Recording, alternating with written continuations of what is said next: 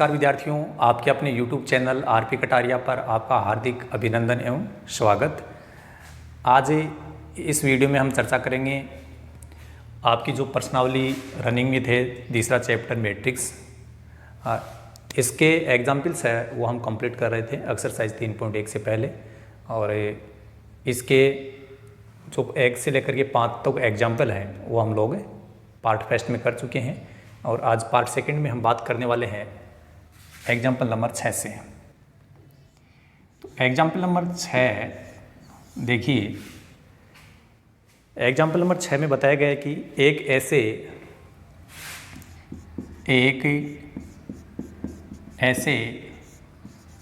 3x2 आव्यूह की रचना कीजिए। आव्यूह है की रचना कीजिए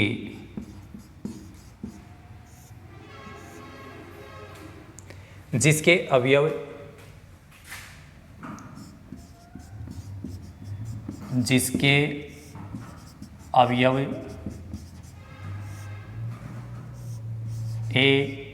aij बराबर 2i-j द्वारा प्रदत्त दिए जाते हैं।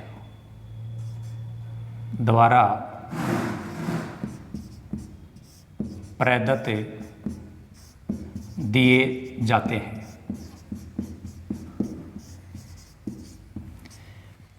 ये आपका छठा एग्जाम्पल है। देखिए, इस प्रकार के पहले एग्जाम्पल भी हुए हैं, आगे भी एग्जाम्पल होंगे। आपको इसका जो पैटर्न है कि किस टाइप से एक नई मैट्रिक्स बनाई जाती है दी गई कंडीशन के अकॉर्डिंग, वो आपको सीखना है। और यदि आप 1% को अच्छे ढंग से सीख जाते हैं और कैलकुलेशन में एक्यूरेसी रखते हैं, तब आपको किसी भी प्रकार की प्रॉब्लम नहीं आएगी। जैसे इसका सॉल्यूशन हम लिखेंगे तो उसके लिए मान लें कि एक मैट्रिक्स A है और उस मैट्रिक्स का जो क्रम है वो 3/2 का होना चाहिए। 3/2 का मतलब आप समझ रहे हैं कि हमारे पास में पंक्तियों की संख्या 3 होनी चाहिए। तो ये लो, चलो पंक्तियों की संख्या 3 स्टार्ट कर दो। ये 3 पंक्तियाँ हो गई। स्तंभ कितने होने चाहिए? 2। तो एक स्तंभ तो ये बना हुआ है, दूसरा स्तंभ ये हो जाएगा।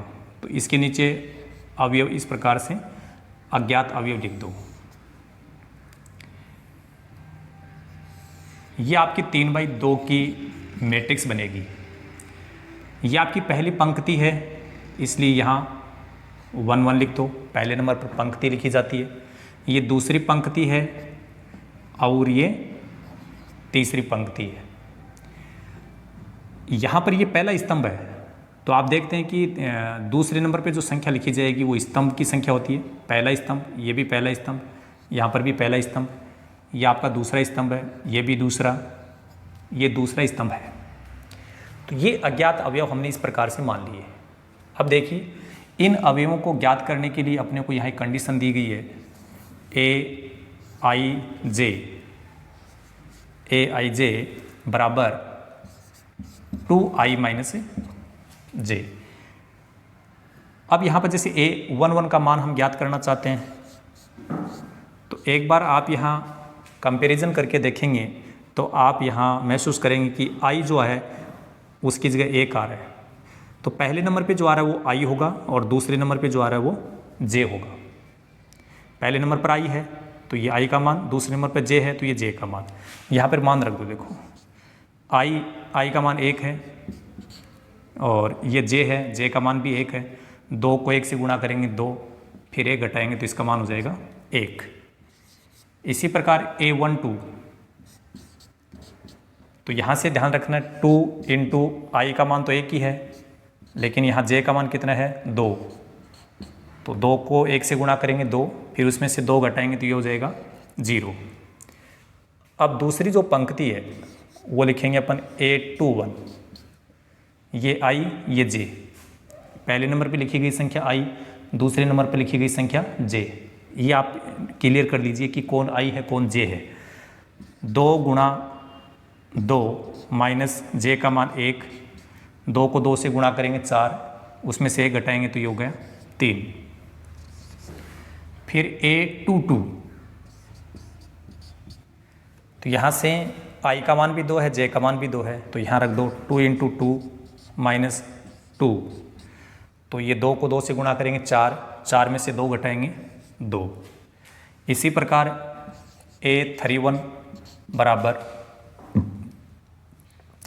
I का मान 3 है, J का मान 1 है, तो इसमें रखेंगे 2 × 3 - 1, 2 को 3 से गुणा करेंगे 6 - 1, तो यहाँ अपने पास में बच जाएगा इसका उत्तर 5। इसके बाद A32, I का मान 3, I J ऐसे याद रखो, I J, I का मान 3, तो I की जगह 3 रखेंगे, -J, J का मान 2, 2 को 3 से गुणा करेंगे 6, 6 में से 2 घटाएंगे तो ये हो जाएगा 4। और अब आप यहाँ देखेंगे कि जैसे अपने मैट्रिक्स के जो अवयव थे अज्ञात, वो हमने माने थे, उनकी सब की वैल्यू हमें मिल गई है। A11 की वैल्यू है 1 और A12 उसकी वैल्यू 0, तो पहली पंक्ति हमें मिल गई 1 0। दूसरी पंक्ति है उसमें 3 2, A21 का मान 3 है, A22 का मान 2 है, तो ये हो गया 3 2। A31 A32, तो A31 और A32 इनके मान ये रहे 5 और 4, ये 5 ये 4, और इस प्रकार से आप 3/2 की मैट्रिक्स प्राप्त कर सकते हैं। इस टाइप का जो छोटा क्वेश्चन है वो अक्सर से है बोर्ड एग्जाम में आता रहता है, तो आपको इसके बारे में थोड़ा सा ध्यान रखना है। बाकी आप 12th स्टैंडर्ड के विद्यार्थी हैं तो यहाँ तो कोई प्रॉब्लम आने वाली नहीं है, जो मेथड है वो तो आप सीख ही गए होंगे, बट यहाँ पर जो इसको सोल्व करने की जो एक्यूरेसी है उस पर ध्यान रखेंगे। आप जब कैलकुलेट करते हो तो यहाँ रिजल्ट जो आ रहा है उसको आप आराम से सरल करेंगे। इसके बाद देखिए एग्जाम्पल नंबर 7 की हम बात करेंगे। एग्जाम्पल नंबर 7 किस प्रकार से हैं।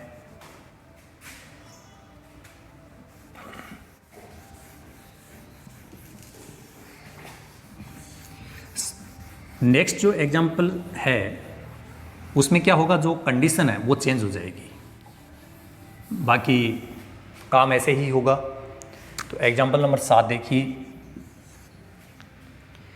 किसी आव्यूह के आव्यूह पंक्ति, किसी आव्यूह है कि आव्यूह पंक्ति तथा जेवे स्तंभ का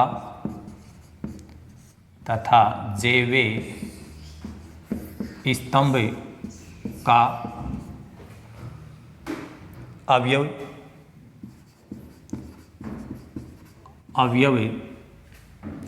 I-2j है, I-2j है, तो आव्यूह को पूरा कीजिए। तो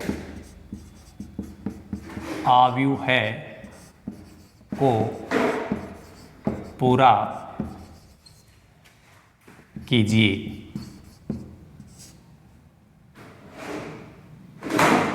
जहां निश्चित रूप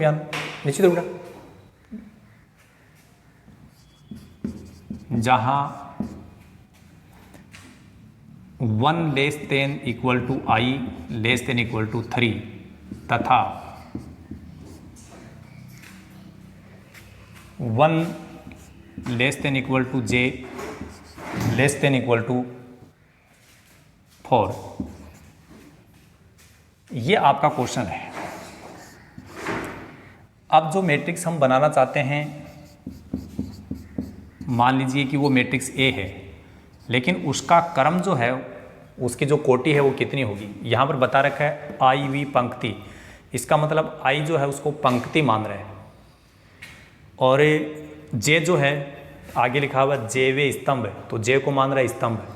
आप यहाँ देखिए लास्ट में कंडीशन जो दे रखी है कि 1 ≤ I ≤ 3, I का जो कम से कम मान है वो 1 होगा, अधिकतम मान कितना होगा 3। तो हम क्या करेंगे कि अब पंक्तियों की संख्या कितनी मानी जाएगी, 3 मानी जाएगी। तो पंक्तियों की संख्या तो हो गई 3, और यहाँ पर j का अधिकतम मान देखिए कितना आ रहा है, 4 आ रहा है। तो यहाँ पंक्तियों की संख्या लेंगे हम 4। अब देखो स्तंभ तो पंक्ति तो हो गई 3, और जो स्तंभ है, स्तंभ कितने हो जाएंगे 4, स्तंभ आपके हो जाएंगे 4। ये 3 पंक्तियां हो जाएंगी ऐसे, और ये आपके 4 स्तंभ हो जाएंगे। बाकी अवयव हैं वो आप इस प्रकार से एक बार बना लें। अब देखिए ये पहली पंक्ति है, तो कैसे बोलेंगे, ये होगी पहली पंक्ति, क्योंकि 1 नंबर पे जो संख्या लिखी जाती है वो पंक्ति होती है। ये दूसरी पंक्ति है पूरी की पूरी, ये तीसरी पंक्ति है। अब जब स्तंभ की बात करेंगे तो ये पहला स्तंभ है, तो ये स्तंभ हो गया, ये दूसरा स्तंभ है,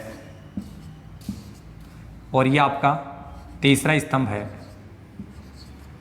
और ये है चौथा स्तंभ। तो अज्ञात अवयव किस प्रकार से माने जाते हैं वो आपने यहाँ पर देखा। ये बात थोड़ी सी समझनी जरूरी है कि ये हमने कैसे कैसे लिखा है। पहली पंक्ति है तो सबके लिए पदांक में 1 1 1 1 लिख दो, दूसरी पंक्ति के लिए 2 2 2, तीसरी पंक्ति के लिए 3 3 3। अब स्तंभ की बात होती है, पहले स्तंभ के लिए 1 1 1 लगा दो, दूसरे स्तंभ के लिए 2 2 2। पहले नंबर पे पंक्ति की संख्या, दूसरे नंबर पर स्तंभ की संख्या लिखी जाती है। देखो अब इनका मान ज्ञात करने के लिए यहाँ एक कंडीशन दे रखी है कि जो आपने अज्ञात अवयव माना है ए आई जे, वो अपने को यहाँ से मिलेगा। ये कंडीशन है, यहाँ से स्टार्ट करो A11 आई जे, पहले वाला मान आई का, दूसरा जे का, तो यहाँ मान रखो 1 - 2 × 1, सरल करेंगे तो -1। A12, पहले अपन पहली पंक्ति के अवयव प्राप्त कर लेते हैं, A12, तो यहाँ आई की जगह 1 - 2 × 2, 1 माइनस ये हो जाएगा 4, तो इसका उत्तर हो गया -3। तीसरा अवयव है A13, आई की जगह 1 - 2 × j की जगह 3, तो ये 6 हो जाएगा, और 6 में से 1 घटाएंगे तो -5 बचेगा। अब हम ज्ञात करेंगे ये चौथा अवयव, पहली पंक्ति का चौथा अवयव A14, आई का मान 1, j का मान 4, 2 × 4, 4 को 2 से गुणा किया 8, 8 में से 1 घटाएंगे तो ये बच जाएगा 7। ये आपकी पहली पंक्ति के अवयव है, हमें प्राप्त हो गए। ठीक इसी प्रकार दूसरी जो पंक्ति है, जैसे उसके अवयव आ रहे हैं A21, A22, A23 और A24, इनके मान भी अपन इसी प्रकार ज्ञात करेंगे। देखिए किस प्रकार, मूल चीज़ ये है, ये आपकी कंडीशन है। तो आई की जगह हम 2 लिखेंगे, जे की जगह 1, तो ये हो जाएगा 2 - 2 × 1, सरल करने पर 0। आई का मान भी 2, जे का मान भी 2, तो 2 - 2 × 2, सरल करेंगे तब ये 4 बनेगा, और 2 में से 4 घटेगा तो -2 बच गया। आई का मान 2, जे का मान 3, तो यहाँ रखते जाओ, 2 - 2, जे की जगह कितना रखेंगे 3, सरल करने पर कितना बन गया -4। और A24, आई की जगह 2, जे की जगह 4, तो 2 - 2 × 4, ये हो जाएगा 8, 8 में से 2 घटाएंगे तो 6, -6 बचेगा। ठीक इसी प्रकार जो आपकी तीसरी पंक्ति है, इसके अवयव भी हम प्राप्त करेंगे। A31, A32, A33, A34। देखिए आई और जे, यहाँ ध्यान रखना है, मूल चीज़ अपनी यही है। तो आई की जगह 3 रखेंगे, 3 - 2 × 1, सरल करेंगे तो 1। इसके बाद आई का मान 3 और जे का मान 2 है, तो यहाँ ये जो जे है इसकी जगह 2 रखेंगे। 3 माइनस 4 का मतलब -1, आई का मान 3 और जे का मान भी 3, ये 6 हो जाएगा। 3 में से 6 घटेगा तो -3, आई का मान 3, जे का मान 4, इसमें रख रहे हैं हम 3 माइनस 2 गुणा 4, यहाँ 8 हो गया। 8 में से 3 घटेंगे तो -5 बचेंगे। अब अंत में हमने जो अज्ञात अवयव के रूप में एक मैट्रिक्स बनाई थी, उसके पहली पंक्ति के अवयव हमने चारों यहाँ पर ज्ञात कर रखे हैं। फिर हमने दूसरी पंक्ति के अवयव ज्ञात किए। एक सिस्टम से ज्ञात करो ताकि अपने को ढूंढना नहीं पड़े कि इसका मान कितना है, कि पहले पहली पंक्ति के अवयव ज्ञात कर लो, फिर दूसरी पंक्ति के, फिर तीसरी पंक्ति के, तो लिखने में सुविधा रहेगी। -1, -3, -5, -7, ये पहली पंक्ति हो जाएगी। -1, -3, -5 और -7। दूसरी पंक्ति के अवयव ये हैं 0, -2, -4, -4, -6, 0, -2, -4, -6। तीसरी जो पंक्ति है, देखो A31, A32, A33, A34, इनकी वैल्यू हमने यहाँ ज्ञात कर रखी है, तो ये वैल्यू यहाँ रखेंगे 1, -1, -3 और -5, और ये आपको दी गई कंडीशन के अनुसार 3/4 की एक मैट्रिक्स प्राप्त हो गई है। जैसा आपने देखा कि मैट्रिक्स बनाने के लिए ज़्यादा तकलीफ नहीं उठानी पड़ती है। मेन बात है कि ये जो कैलकुलेशन है यहाँ पर आप लोग ध्यान रखेंगे। जिस प्रकार आपने एग्जाम्पल नंबर 7 को कंप्लीट किया है, ठीक इसी प्रकार एग्जाम्पल नंबर जो 8 है, वो एग्जाम्पल नंबर 8 है वो आप स्वयं करेंगे। और यदि किसी विद्यार्थी के इसमें प्रॉब्लम है तो आप हमारे कमेंट बॉक्स में जाकर के बता सकते हैं, और यदि आपको प्रॉब्लम होगी तो निश्चित रूप से मैं सॉल्व करूँगा। बाकी प्रॉब्लम इसमें आने वाली नहीं है। इसके बाद एग्जाम्पल नंबर जो 9 है, वो एक थोड़ा हटकर के एग्जाम्पल आ रहा है, इससे अलग है, तो उसकी बात करेंगे। 8वां एग्जाम्पल मैं इसलिए नहीं बता रहा हूँ कि 8वां एग्जाम्पल है वो जो हमने 6ठा एग्जाम्पल किया है, 7वां किया है, ठीक वैसे ही कैलकुलेशन हम लोगों को करनी है। एक तो अपने को अज्ञात अवयव मान करके जो मैट्रिक्स हम बनाते हैं, वो मैट्रिक्स कैसे बनाई जाती है वो समझ लो, फिर आगे आप कर पाओगे आराम से। जो भी कंडीशन है उसमें पहले नंबर पे जो संख्या लिखी जाती है वो पंक्ति होती है, दूसरे नंबर पे जो संख्या लिखी जाती है वो कौन होता है, स्तंभ।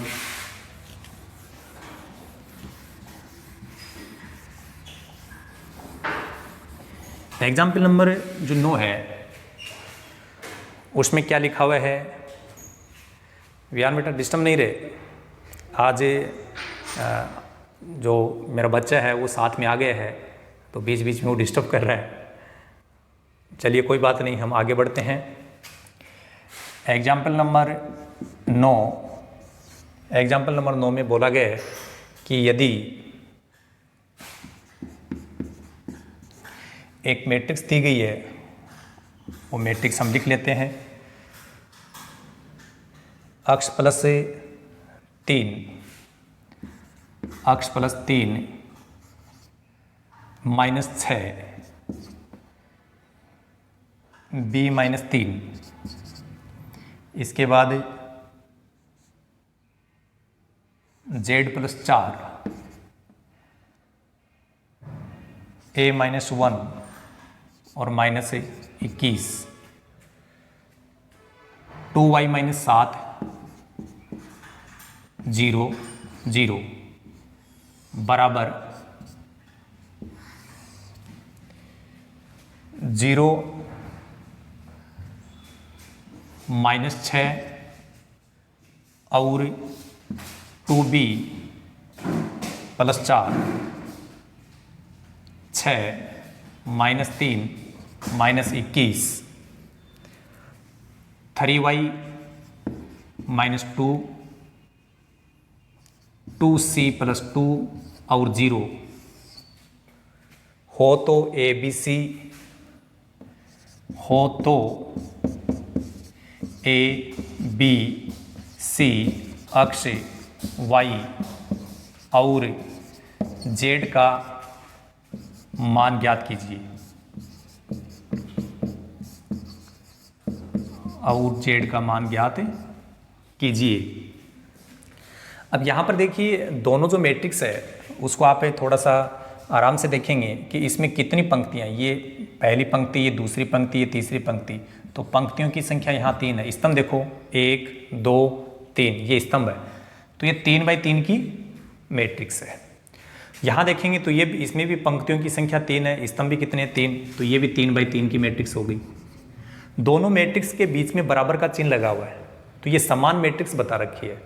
और ये हमें समझना है कि जब दो मैट्रिक्स बराबर है, इसका मतलब उनके जो संगत अवयव है, संगत का मतलब तो आप समझते होंगे कि जैसे ये कौन सा अवयव है, ये पहली पंक्ति का पहला अवयव है, तो यहाँ पर पहली पंक्ति का पहला अवयव है, ये दोनों चीज़ आपस में बराबर होंगी, क्योंकि दोनों मैट्रिक्स को क्या बता रखा है, बराबर बताया गया है। तो इसका रिजल्ट बताने के लिए हम यहाँ पर बताएंगे कि चूँकि दी गई दोनों मैट्रिक्स से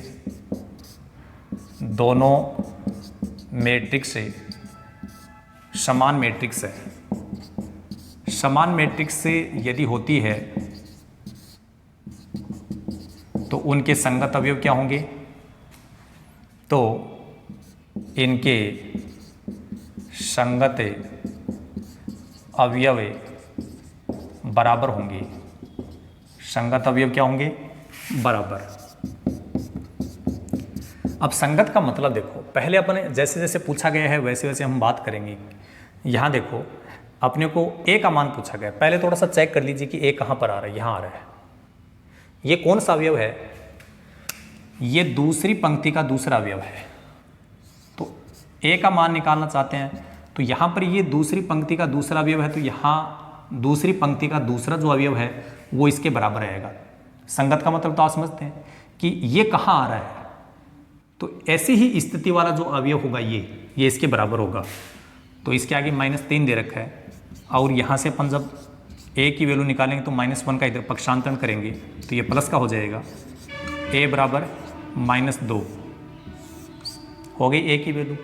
फिर जैसे b के लिए बोल रहे हैं तो आपको ये देखना b आ कहाँ पे रहा है, इस मैट्रिक्स में कहीं पे भी इसको छोड़ करके कहीं पे भी b नहीं आ रहा है, इसका मतलब ये अवयव लेंगे हम। देखिए b-3 जो है ये कौन है, इसको अपन दो तरीके से समझें, तीसरी पंक्ति का पहला अवयव, या अपन ऐसे कह सकते हैं पहले स्तंभ का तीसरा अवयव। बात तो एक ही है, मैं पंक्ति की बात कर रहा हूँ, यह है तीसरी पंक्ति का पहला अवयव। तो इसमें तीसरी पंक्ति का पहला जो अवयव है ये दोनों एक दूसरे के संगत हो गए, इनको हम बराबर में लिख देंगे। b-3 बराबर 2b + 4। यहाँ से b की वैल्यू निकालना चाहते हैं तो b वाले पद एक तरफ आ जाएंगे, ये 2b इसका इधर पक्षांतरण कर देंगे, बराबर 4 है ही, और ये 3 जो है ये इधर प्लस का हो जाएगा। b में से 2b घटेगा तो क्या बनेगा, माइनस का b, और 4 और जो 3 है वो मिलकर के बन जाएंगे 7। b की वैल्यू निकालेंगे तो दोनों तरफ माइनस से गुणा कर देंगे ताकि इधर माइनस हट जाए, तो ये -7 हो जाएगा। ये b की वैल्यू आ गई, a भी हो गया, b भी हो गया। अब देखना अपने को c, यहाँ चेक करके देखो कहीं c आ रहा है क्या, यहाँ तो c नहीं दिख रहा है, तो उसमें देख लो c कहाँ आ रहा है, ये आ रहा है। तो ये कौन है, देखो दूसरी पंक्ति का तीसरा अवयव। ये कौन सी पंक्ति है आपकी, ये सेकंड रो है, और सेकंड रो का तीसरा अवयव है। तो इसमें जो सेकंड रो का जो तीसरा अवयव होगा, ये अवयव और वो अवयव क्या हो जाएंगे, बराबर। तो यहाँ पर 2c + 2 जो है वो किसके बराबर माना जाएगा, 0 के। और यहाँ से 2c बराबर -2, c की वैल्यू निकालेंगे तो -2/2, और यहाँ से c बराबर हो जाएगा -1। ये c की वैल्यू हो गई।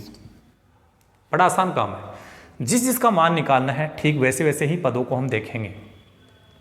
अब आगे बोल रहा है कि अक्स का मान, देखो a का मान निकाल लिया, b का निकाल लिया, c का निकाल लिया। अब कह रहा है कि अक्स का मान ज्ञात करो। पहले चेक करो कि इसमें अक्स कहाँ आ रहा है, यहाँ आ रहा है, और कहीं तो अक्स आ नहीं रहा है, इसमें अक्स कहीं आ ही नहीं रहा है, कोई बात नहीं। तो इसमें अक्स आ रहा है तो ये कौन सा अवयव है, ये पहली पंक्ति का पहला अवयव, या तो ऐसे समझ लो, या पहले स्तंभ का पहला अवयव, एक ही बात है। तो ये जो अवयव है, ऐसा ही पहले नंबर पे जो अवयव आ रहा है वो दोनों बराबर होंगे। इसके बाद में लिखेंगे x प्लस 3 बराबर 0 और यहाँ से x की वैल्यू कितनी हो जाएगी -3। यह आपका x का मान हो गया। जैसे आपने x का मान ज्ञात किया, अब अपन y के बारे में सोचेंगे। इसमें y कहाँ आ रहा है, यहाँ आ रहा है। ये कौन है, तीसरे स्तंभ का पहला अवयव। तो इसमें तीसरे स्तंभ का जो पहला अवयव होगा और ये तीसरे स्तंभ का जो पहला अवयव हो बराबर होंगे। कई सोच रहे हैं बराबर क्यों कर रहे हैं, हम बता चुके हैं कि दोनों मैट्रिक्स क्या है, बराबर है, समान मैट्रिक्स है और समान मैट्रिक्स के संगत अवयव है उनको बराबर माना जाता है। तो ये अवयव इसके बराबर। तो आगे क्या होगा देखो, 2y - 7 बराबर 3y - 2, 2y, ये 3y का इधर पक्षांतर हो जाएगा -2, 7 उधर जाएगा प्लस हो जाएगा, यहाँ माइनस का y बचेगा बराबर 5। y का मान निकालेंगे तो ये हो जाएगा -5। सब मान आ गए, z और बच गया। अब इसमें देखिए z कहाँ आ रहा है, यहाँ आ रहा है z, इसमें कहीं z आ ही नहीं रहा है, घबराने की आवश्यकता नहीं है। तो z कहाँ आ रहा है वो चेक करना है। ये क्या है, दूसरे स्तंभ का पहला अवयव। तो यहाँ पर दूसरे स्तंभ का पहला अवयव कौन है, 6। तो ये वैल्यू और ये वैल्यू बराबर लिखी जाएगी। तो यहाँ पर लिख देता हूँ मैं, क्योंकि अब अपन एक यूज ले चुके हैं तो इसको अपन मिटा सकते हैं। तो z प्लस 4 है वो किसके बराबर लिखा जाएगा, 6 की। आगे देखिए, z प्लस 4 बराबर 6, z की वैल्यू निकालेंगे तो 6, ये 4 का इधर पक्षांतर हो जाएगा और z बराबर हो जाएगा 2। आप देख रहे हैं कि ये z की वैल्यू आ गई। आपने यहाँ देखा कि a b c x y z, एक बात जरूर ध्यान रखना, प्रश्न पे ध्यान देना जरूरी है कि जिस हिसाब से वो मान पूछ रहा है उसी के अकॉर्डिंग चलो। कि जैसे पहले a का मान पूछ रहा है तो पहले आपको ये देखना कि भाई a कहाँ आ रहा है, उन्हीं पदों को आपस में बराबर करने की कोशिश करो जो संगत है। फिर b देखो कहाँ आ रहा है, उसके संगत जो पद आ रहा है सामने वाले मैट्रिक्स में, उन दोनों को बराबर कर दो। ऐसे ही अपन बाकी अवयवों के लिए बात करते रहेंगे तो आपको ये सब अज्ञात राशियां जो थी वो प्राप्त हो जाएगी। ये आपका एग्जाम्पल नंबर 9 कंप्लीट हुआ और इसके बाद हम बात करेंगे एग्जाम्पल नंबर 10। चलिए, एग्जाम्पल नंबर जो 10 है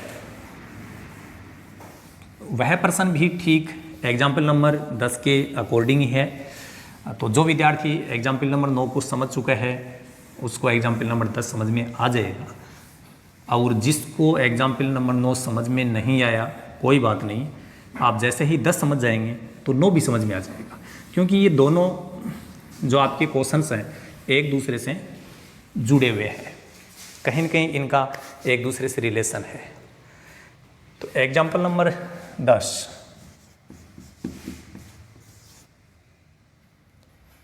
यदि एक मैट्रिक्स बताई गई है, 2 यहाँ 4 अक्ष y और 3 z बराबर 2 1 4 6 3 हो, तो यहाँ पर अज्ञात राशि कौन आ रही है, x आ रहा है, y आ रहा है, z आ रहा है। तो x y z का मान पूछेगा, x y तथा z का मान ज्ञात कीजिए।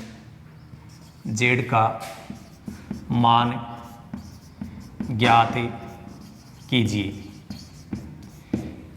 जब अपन इसका हल ज्ञात करेंगे तो यहाँ पर भी क्या बताया गया, देखो 2 मैट्रिक्स दे रखी है, इसमें कितनी पंक्ति आ रही हैं, 2 पंक्ति हैं और स्तंभ भी कितने हैं, 2। तो ये 2x2 की मैट्रिक्स हो गई। यहाँ पर जब देखेंगे तो इसमें पंक्ति भी 2 है, स्तंभ भी कितने हैं, 2 है, तो ये भी 2x2 की मैट्रिक्स हो गई। दोनों का क्रम बराबर है और इनको बराबर बता रखा है, तो ये हो गई समान मैट्रिक्स।